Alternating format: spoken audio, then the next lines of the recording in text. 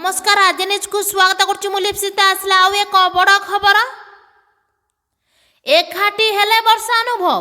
गत किछि मास हेब वर्षा अनुभव परस्पर ठारू अलगा रहुथिबा बेले वर्षा अनुभव को नै अनेक लोक अनेक कथा कहूथिबार नजर रे आसिछंती जहाकु नै ए पर्यंत वर्षा अनुभव मुह खोली नथिबा बेले सबु अपेक्षार अंत घटाई समस्तक पार्टी को बंद करिबा पई काले एकाठी हेबे वर्षा अनुभव जहाकु नै एबे सबुआडे चर्चा एक कथा आमे कहूनु